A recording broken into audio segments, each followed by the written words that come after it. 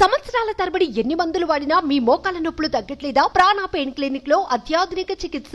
జనసేన అధ్యక్షుడు పిఠాపురం అసెంబ్లీ నియోజకవర్గం అభ్యర్థి పవన్ కళ్యాణ్ సోమవారం పిఠాపురంలోని తన నివాసం నుంచి ఎన్నికల ర్యాలీకి బయలుదేరారు.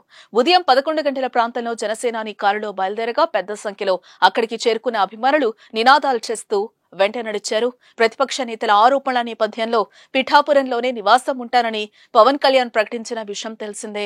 ఇందుకోసం ఆయన ఓ ఇంటిని కూడా కొనుగోలు చేశారు. సోమవారం ఇక్కడి నుంచే ఎన్నికల ర్యాలీకి బయలుదేరి వెళ్లారు. ఎన్నికల ప్రచారంలో భాగంగా టీడీపీ స్థానిక నేత వర్మ ప్రసంగించారు. 4 నెలల క్రితమే పవన్ కళ్యాణ్ గెలుపు కోసం పనిచేస్తానని బాబుగారికి మాటిచ్చానని చెప్పారు. వర్మ మాటలు విన్న పవన్ కళ్యాణ్ ఆనందంతో క్లాప్స్ కొట్టారు.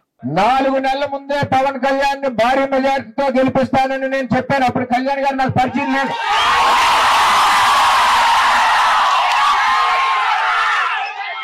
ఈరోజు మెజారిటీతో చంద్రబాబు నాయుడు గారు ఇచ్చిన మాటకి పవన్ కళ్యాణ్ గారిని గెలిపించాలని పనిచేస్తా ఉన్నాం. మనం నేను చంద్రబాబు నాయుడు గారిని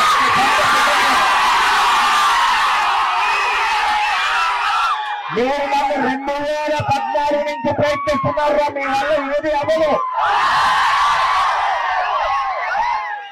మచ్చలేని వాడిని, తప్పు చేయని వాడిని, మాట ఇస్తే మాటకు కట్టుబడి ఇవ్వమని చెప్పి తెలియజేస్తా ఉన్నా. సుమన్ టీవీలో మీ పర్సనల్ అండ్ బిజినెస్ ప్రమోషన్స్ కోసం కింది నెంబర్ కి కాంటాక్ట్ చేయండి.